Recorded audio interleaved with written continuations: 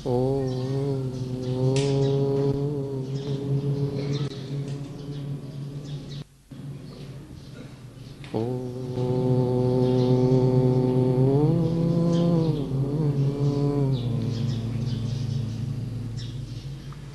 मंगलमय मंगलकरण वीतराग विज्ञान नमो ताहि जाते भये अर्हन्तादिमगा जो विद्यादि सागर सुधी जो विद्यादि सागर सुधी गुरु हैं हितैषी शुद्धात्म में निरत नित्य हितोपदेशी वे पाप ग्रीष्म ऋतु में जलगे सयाने पूजूं उनके सतत केवल ज्ञान पाने पूजूं उनके सतत केवल ज्ञान पाने। बोले भगवान महावीर स्वामी की, आचार्य कुंद कुंद स्वामी की, आचार्य गुरुवर विद्यासागर मुनि महाराज की।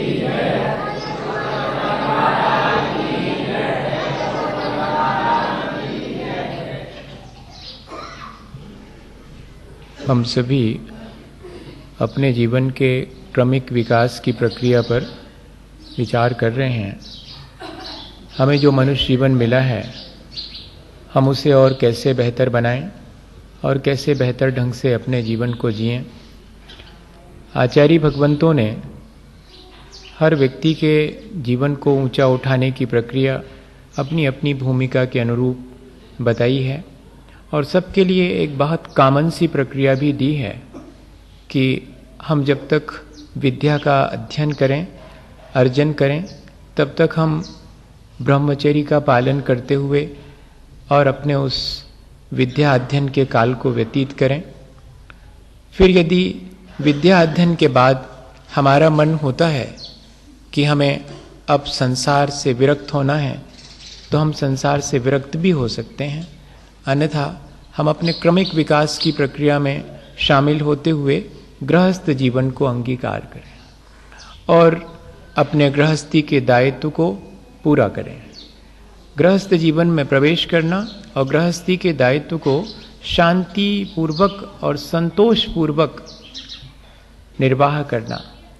गृहस्थ का कर्तव्य है कि वो अपनी गृहस्थी को शांति और संतोष पूर्वक व्यतीत करे, अपने दायित्व को पूरा करे और दायित्व को पूरा करके फिर घर में रहते हुए भी और दृष्टि उसकी निष्प्रय होकर के जंगल की तरफ हो जावे। इसे वानप्रस्थ आश्रम कहते हैं। विद्या अध्ययन के समय ब्रह्मचर्य का धारण करें, फिर गृहस्थ आश्रम में प्रवेश करके अपने कर्तव्यों का पालन करें और कर्तव्य पूर्ण हो जाने पर, यानी सीधी बात है कि अपने बच्चों को पाल पोस के बड़ा कर दिया, अब बच्चों के पालने पोसने की जिम्मेदारी नहीं है अपने ऊपर। बात इतनी है सिर्फ, लेकिन यहां जाके हम लोग गड़बड़ा जाते हैं। अपना कर्तव्य पूरा किया, बच्चों को पाल पोस के बड़ा किया, अब बच्चों को पालने पोसने की जिम्मेदारी क्यों? अब निष्प्रय होकर के घर में तो रहेंगे, लेकिन अब अपने आत्म कल्याण और प्राणी मात्र के कल्याण की भावना रखते हुए रहेंगे। जैसे कोई पेइंग गेस्ट पैसे देकर के और भोजन करता है किसी घर में, लेकिन उस घर के किसी भी मामले में दखल नहीं करता है, ठीक इसी तरह घर में रहते हुए भी अपने जीवन को इतना निष्प्रह बना लेना कि बहुत साम्य भाव, बहुत संतोष पूर्वक अब शेष जीवन व्यतीत हो। क्योंकि संसार तो एक वृक्ष की तरह है जिसमें खट्टे मीठे सब तरह के फल लगते हैं और रस कहां से आता है? जड़ों से आता है और जड़ें अंधेरे में रहती हैं।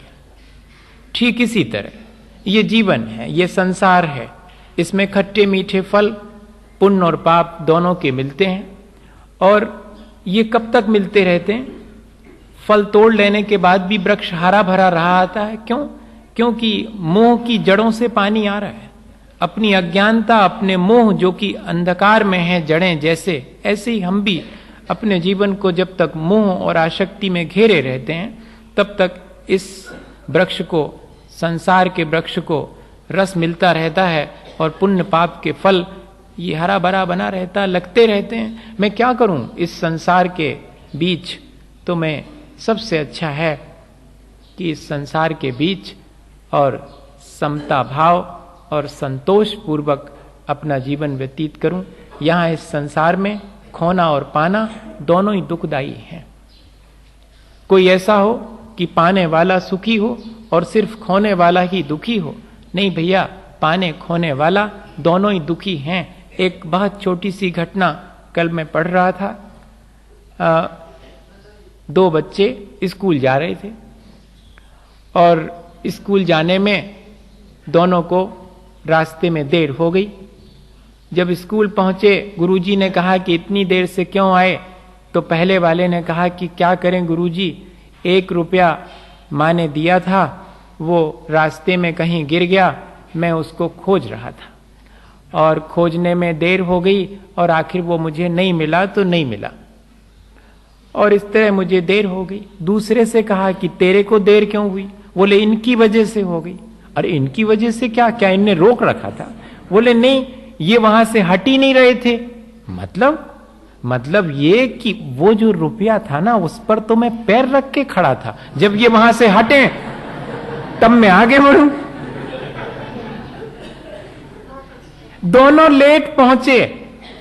एक जिसने खोया था वो भी दंडित हुआ, दूसरा जिसने पाया था वो भी लेट हुआ, वो भी दंडित हुआ। एक को खोने की पीड़ा है, एक को पाकर के फिर खो ना जाए इस बात का भय है। दोनों को ही तकलीफ। संसार इससे ज्यादा और नहीं है।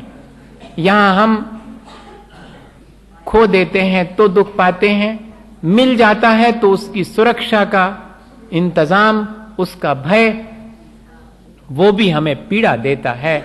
भैया, इस संसार से, इस संसार के चक्र से कैसे हम मुक्त हों, या कि इस संसार के बीच हम कैसे बेहतर ढंग से जिएं? तो सबसे बेहतर ढंग यही है कि हम जहां भी रहें, चाहे गृहस्थ जीवन में हो चाहे साधु के जीवन में हो, अत्यंत निष्प्रहता पूर्वक रहें। सुख और दुख दोनों के बीच साम्य भाव जितना बन सके, सब एकदम तो 100% तो संभव नहीं, पर जितना बन सके उतना हम साम्य भाव रख सकें। शायद यही प्रक्रिया एक साधक के लिए और एक साधु के लिए आचार्य भगवंतों ने अलग अलग ढंग से कही है। आज अपन श्रावक की एक ऐसी ऊंचाई तक पहुंच गए हैं जिसमें एक स्थिति थी कि श्रावक या कि एक गृहस्थ अपने गृहस्थ जीवन की शुरुआत करता है और फिर देखता है वो कि नहीं, अब तो गृहस्थी का भार इधर बेटे ने संभाल लिया है, उधर चौका चूल्हा का भार बहू ने आकर के संभाल लिया है। अब हम क्यों व्यर्थ में इसमें फंसे रहें? तो नई कमाई करना बंद कर देता है और पुराने संचित धन को भी अपने बेटे और बहू को चाबी सौंप देता है। यहां तक इतनी प्रक्रिया हो चुकी है। आरंभ त्याग करना मतलब नई कमाई करने की प्रक्रिया बंद कर देना। अब बेटे कमाएं, बेटे जाने, मैं कोई भी अब नया संचय नहीं करूंगा। पुराना जो संचित मेरे पास है उस पर भी मेरा क्या अधिकार, काय के लिए किया था, इन्हीं बच्चों के लिए इनके सुपर्द कर दिया। अब लेकिन अभी थोड़ा सा भीतर घर में रह रहे हैं तो ये बच्चे जरा समझदार हो जावें, कभी आकर के पूछ लेते हैं कि ये चीज कैसी करें, तो बताने का मन हो जाता है कि वर्षों का अनुभव है, इसको ऐसे करो। तो संसार के काम की थोड़ी बहुत सलाह दे देते हैं। कोई काम बिगड़ जाता है तो जरा उलाहना देने का मन होता है, जरा शिकायत करने का बच्चों का मन होता है, कोई जरा ठीक से अपना व्यवहार नहीं करता है घर गृहस्थी में, तो उसको समझाने का मन होता है, लेकिन अब नहीं। अब एक और स्थिति ऊंची हो गई कि अब सलाह देना भी बंद कर देंगे। आचार्य भगवंतों ने लिखा, अनुमतिरारंभे वा परिग्रहेषु ऐहिकेषु वा, मैं उसको एक लाइन को भूल रहा हूं, नास्ति खलु यस्य समधीर अनुमति विरतः समन्तव्या। अब पहले तो खुद नया संचय करने के लिए 80-80 कृषि विद्या शिल्प वाणिज्य की मदद लेते थे, अब वो भी छोड़ दी। और जो परिग्रह था उसमें भी थोड़ी ममत्व भाव तो था, वो भी छोड़ दिया। लेकिन अब एक चीज, एक कदम और आगे बढ़ गए कि खुद तो नया धन नहीं कमाएंगे, पुराना धन भी जितना लिमिट अपनी रखी है उतना ही रखेंगे, उसमें भी ममत्व नहीं रखेंगे अंतरंग में। और अब कोई अगर नया धन संचय कर रहा है या पुराने धन का संरक्षण कर रहा है, मतलब आरंभ और परिग्रह कर रहा है, या संसार के लौकिक कार्य कर रहा है, अपने घर गृहस्थी के व्यक्ति को भी उस बात की सलाह नहीं दूंगा। अनुमतिरारंभे वा परिग्रहेहि ऐहिकेषु, लौकिक कार्य जो भी हैं और परिग्रह आरंभ बढ़ाने वाले कार्य हैं, उन सब के लिए मैं अनुमति भी नहीं दूंगा। क्यों? क्या होता है, जब हम किसी काम के लिए अनुमति देते हैं, किसी काम की प्रशंसा या समर्थन करते हैं, तो फिर हमें लगता है कि वो काम हमारे मन मुताबिक होना चाहिए, और हमारे मन मुताबिक नहीं होता है तो उसमें हर्ष विषाद होता है। कोई भी कितना भी क्यों ना हो, तो कह रहे हैं कि जो लौकिक कार्य हैं, पारमार्थिक कार्य हैं, धार्मिक कार्य हैं, उनकी बात अभी उतनी ऊंचाई पर नहीं पहुंचे हैं। तो कहते हैं कि कम से कम जो पाप के कार्य हैं, जिनको अब बच्चों ने संभाल लिया है, घर गृहस्थी के काम हैं, इस संसार के काम हैं, उन संसार के कामों में अब अनुमति भी नहीं देना, उनका समर्थन भी नहीं देना।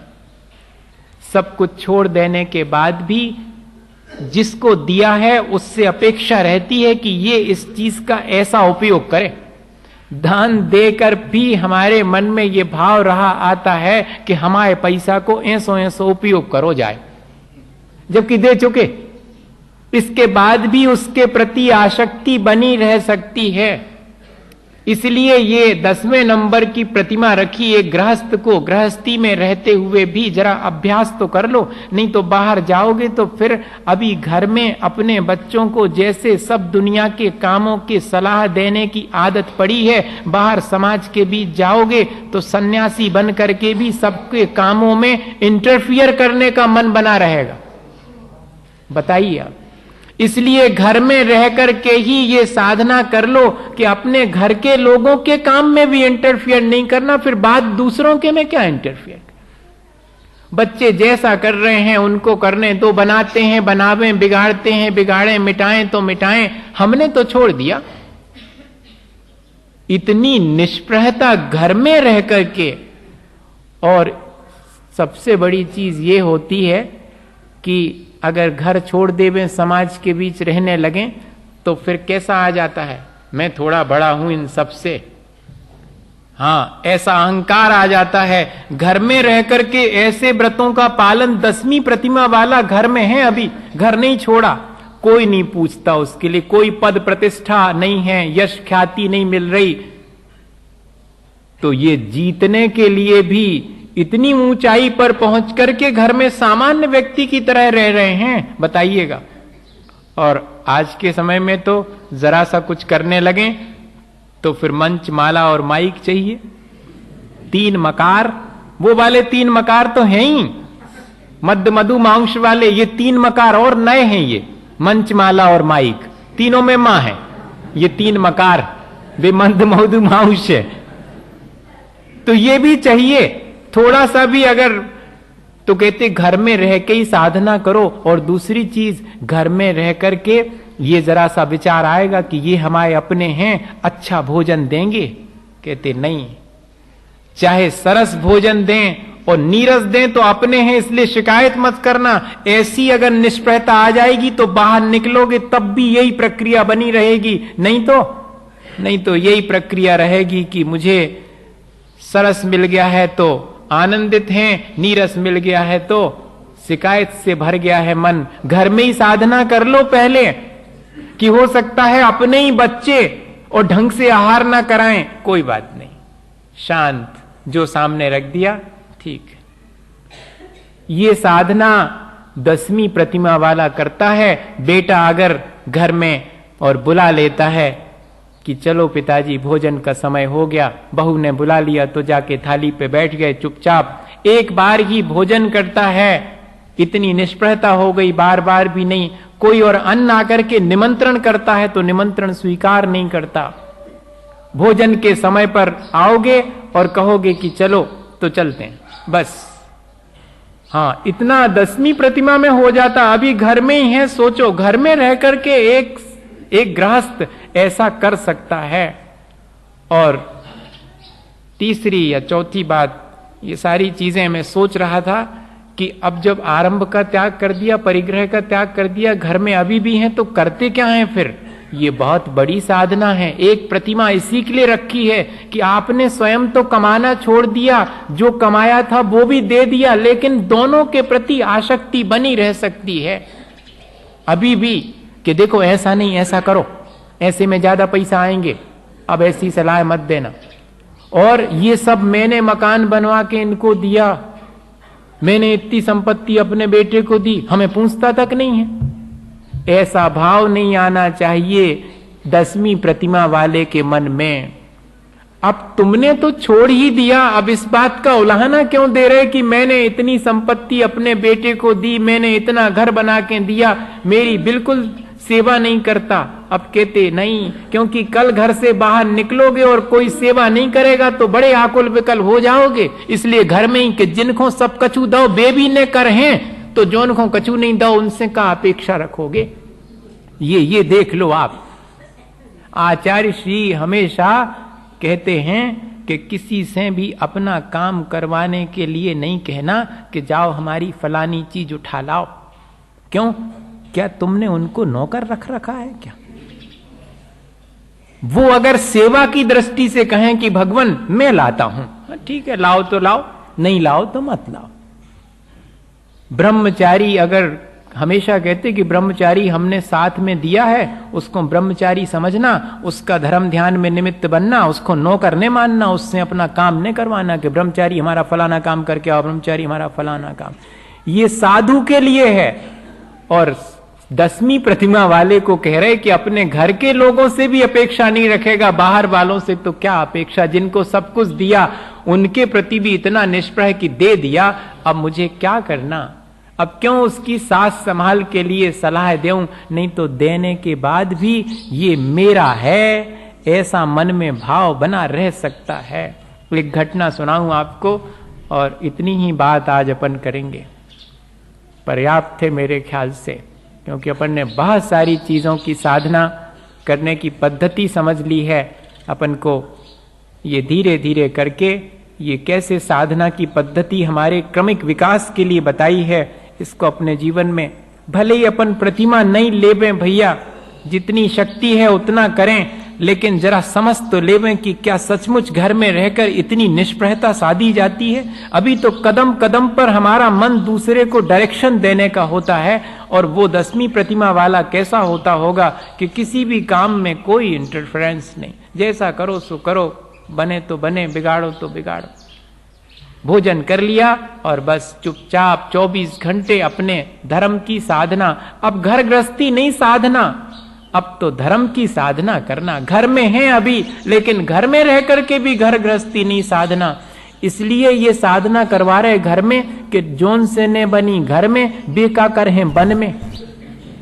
हाँ, घर में अगर आप अपने 4 लोगों के बीच और निष्प्रय होके नहीं रह सकते, तो बाहर 4000 और 40,000 के बीच आपकी निष्प्रयता गड़बड़ा जाएगी। आप अपेक्षाएं रखने लगेंगे कि मेरे अनुसार ऐसा होना चाहिए, मेरे अनुसार ऐसा होना चाहिए। कहते नहीं, तुम्हारे अपने जो हैं, कल तक जिनको अपना मानते थे, उनके बीच भी निष्प्रय होके बताओ, तब मानेंगे कि हाँ वास्तव में अब तुम्हारे मन में इस संसार के प्रति विरक्ति आ गई है, अब साम्य भाव की साधना सधने लगी है, साम्य भाव की साधना ही तो करनी है। घर में रह के करते हैं एक समय तक, फिर उसके बाद साम्य भाव इतना सध जाता है कि बाहर सबके बीच, और अभी तो अपनों के बीच समता रखना सीखा था, अब अपने पराए कोई नहीं रहे, सब अपने हो गए, अब उनके बीच भी साम्य भाव रखो। तब इस साम्य भाव के द्वारा हर्ष विषाद नहीं होने से संसार से पार होंगे। संसार से पार होने का एक ही उपाय है कि इस संसार में हर्ष विषाद जितना कम हो उतना कम करते जाओ, उससे मुक्त हो सको तो मुक्त हो जाओ। वरना जो चीज अपन दे देते हैं वो चीज भी हमारे मन को घेरे रहती है देने के बाद भी। एक उदाहरण है इसका। दो मित्र थे, वर्षों के बाद वो मित्र अपने मित्र से मिला और ऐसी गरीबी हालत में मिला कि वो जो रईस मित्र था उसको थोड़ा संकोच लगा कि अरे ये मेरा मित्र कैसी स्थिति से गुजर रहा, मुझे तो मालूम ही नहीं पड़ा। फिर भी अब आया है, 20 बरस के बाद मिला है, बड़े प्रेम से मिले और घंटों चर्चा हुई और अचानक उसको याद आया कि अरे अपन दोनों जन तो खूब बातें कर रहे हैं, और भी अपने मित्र हैं, भूल गए होगे तुम तो, वो सब यहीं रहते हैं, आओ चलो अपन मिल के आए सब मित्रों से, तुम तो वर्षों से नहीं मिले हो। तो वो जो नया मित्र आया था, गरीब था, उसने कहा सुनो ऐसे नहीं जा पाऊंगा, तुम्हारे पास तो आ गया हूं, और मित्रों के पास ऐसी फटी हालत में जाना ठीक नहीं है। अरे तुम कैसी बात करते हो, हमारे कपड़े रखे हुए हैं, तुम वो ले लो। और एक जोड़ी कपड़े जो कहीं से मिले थे, मेहमानी में मिलते अच्छे, वो मिले थे, सो वो रखे थे, इनने कभी पहने ही नहीं थे, सो वो उठा करके उसको दे दिए, उसने पहने, सो उस पर बड़े सुंदर लगे। अब सुंदर लगे तो मन में बात बहुत कठिन है। अपनी छोड़ी हुई दी हुई चीज दूसरे को उपयोग करते देख करके विकल्प न आवे, अरे बहुत कठिन है बाबा। बहुत कठिन, अति कठिन है। अपनी छोड़ी हुई चीज कोई दूसरा उपयोग कर रहा है तो देख करके लगता कि हमारी है जी, हमारी, अबे भी देने के बाद भी हमारी है। अब क्या हुआ कि पहन लिए, वो सुंदर लग रहा है वो, अब इनके कपड़ों से भी। और मजा ये है इस परिग्रह के साथ कि अपन को जोन चीज मिल जाती है बात अच्छी नहीं लगती, दूसरे को जोन मिली है बा ज्यादा अच्छी लगती।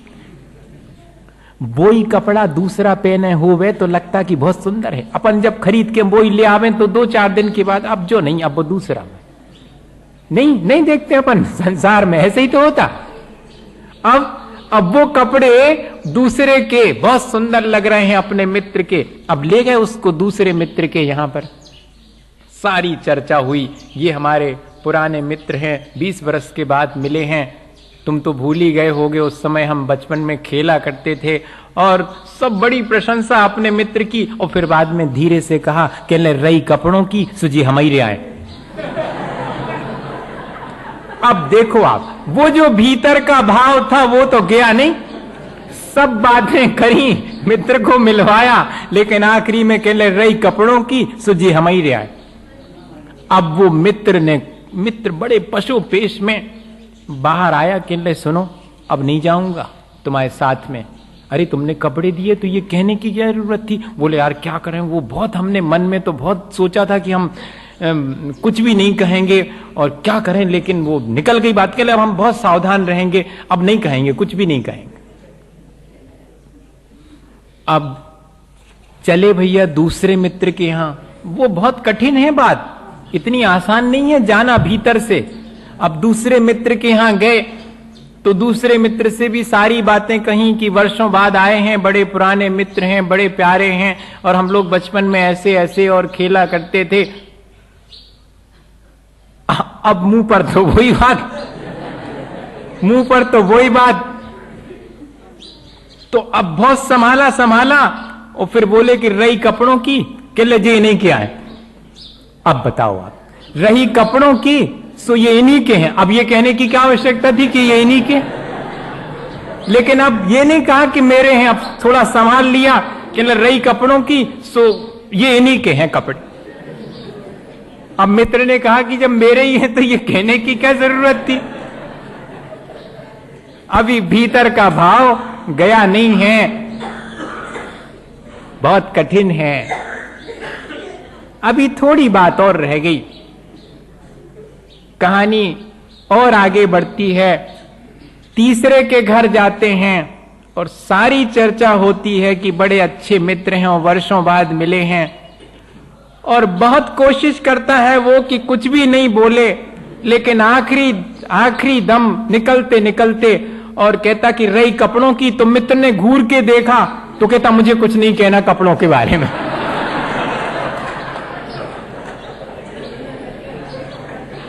ये मेरे हैं, ये इन्हीं के हैं, और रही कपड़ों की, मुझे कुछ नहीं कहना है इनके बारे में। ये भी कहना ही है। इतना भीतर हमारे इन चीजों के प्रति आसक्ति हो सकती है। आचार्य भगवंत इस बात को समझते थे, इसलिए उन्होंने एक अलग से प्रतिमा रख दी कि सब छोड़ा, लेकिन छोड़ने का भाव भी छोड़ देना, कि मैंने ये छोड़ा है, कल तक ये मेरा था, इस तरह का भाव छोड़ना यह भी बहुत कठिन है। अब संसार में रहते हुए अगर हम इतनी निष्प्रहता साध लेवें तो ये हम संसार से पार हो सकते हैं। क्रम क्रम से अगर हम अभ्यास करें, थोड़ा सा अभ्यास अपने जीवन में, जैसे कि बहुत सहज सी चीज है कि अपन जो ज्यादा घर गृहस्थी में इंटरफियर करते हैं, ये जो एक आदत है वो थोड़ी कम होनी चाहिए। हमसे बहुत लोग कहते हैं कि महाराज आप कुछ नहीं बोलते, आप कुछ भी होता रहता कुछ भी नहीं बोलते। अब हम उनसे क्या कहें कि मुनि महाराज होने के बाद वहां कह रहे हैं कि सदगृहस्थ 10वीं प्रतिमा वाला कुछ नहीं बोलेगा, जो करो बनाओ तो मिटाओ तो, सच्चे रास्ते पे चलो गलत पे चलो, जो करने करो। हम कौन होते हैं? 10वीं प्रतिमा वाले को सलाह दी जा रही है कि वो किसी के किसी भी कार्य में पता नहीं कौन किस दृष्टि से क्या कर रहा है, भगवान जाने वो क्या कर रहा है। हम कौन होते हैं? हम तो अपना कल्याण करने के लिए जो हमें करने योग्य है वो करें, दूसरे को क्या करने योग्य है उसकी जिम्मेदारी उसकी है। इतनी निष्प्रहता आना बहुत मुश्किल है, पर साधना तो यही है भैया कि जितना बने उतना संसार में सब देखो, जानो, देखो, बिगड़ो मत। और हम लोग जानते देखते तो हैं कमती और बिगड़ते ज्यादा। जानो देखो साक्षी भाव से अत्यंत निष्प्रय होकर के संसार में क्या क्या चल रहा है। एक रंगमंच है, जैसे कि जीव आता है रंगमंच पर, अपना नाटक दिखाता, अपना खेल दिखा के बाहर निकल जाता है, ऐसे ही ये संसार है। यहाँ कोई हर्षित है, कोई विषाद से युक्त है, कोई सच्चे रास्ते पर जा रहा है, कोई गलत रास्ते पर जा रहा है। सब तरह के जीव अपने हिसाब से जा रहे हैं। मैं तो सिर्फ जानता देखता हूं, मैं उसमें रचता पसता नहीं हूं। ये अगर चीज हमारे साधना में आ जावे, कम से कम इतना तो कर ही लो भैया घर गृहस्थी में कि जरा जरा सी बातों में, और जो अपन बच्चों को टोका टाकी करते हैं, जरा जरा में उलाहना और शिकायत करते हैं, या तो संस्कार देव तो बचपन से ही देव कि केवे की ने रह जावे, और जब बड़े हो गए तो उसके बाद 16 वर्ष का पुत्र होने के बाद लिखा है कि मित्र के समान व्यवहार करना। अब उसके किसी भी काम में अगर मांगे तो सलाह देना, अन्यथा चुप रहना। मित्र के समान सलाह देना, पिता के समान अनुशासन नहीं करना। विनोबा के जीवन की घटना सुनाऊं और बात पूरी हो।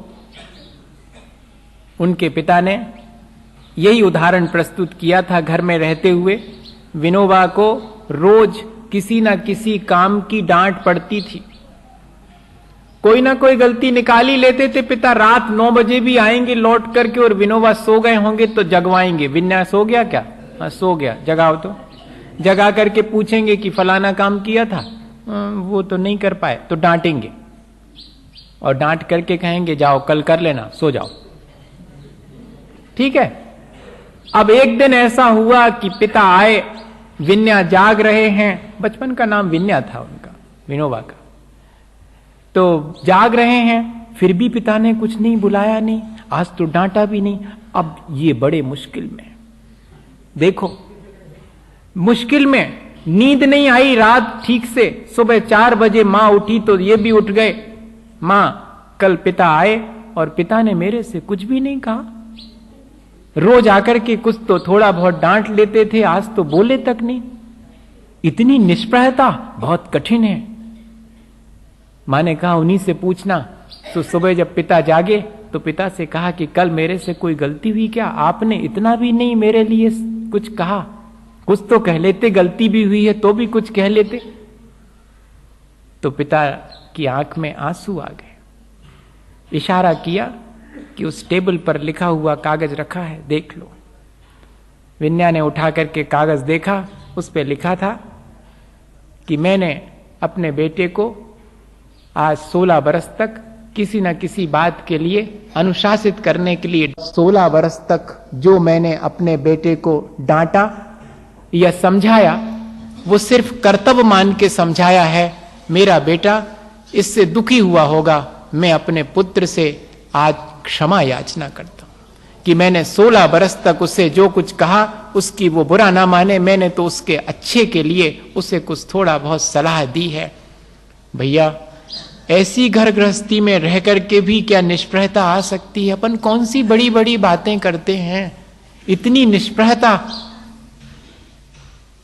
यही आचार्य भगवंतों ने संसार से बचने का उपाय बताया है कि उसके सुख दुख में और साम्य भाव रख करके हम संतोष पूर्वक अपना जीवन जिएं तो हम संसार से पार हो सकते हैं। इसी भावना के साथ बोलिए आचार्य गुरुवर विद्यासागर। हे गुरुवर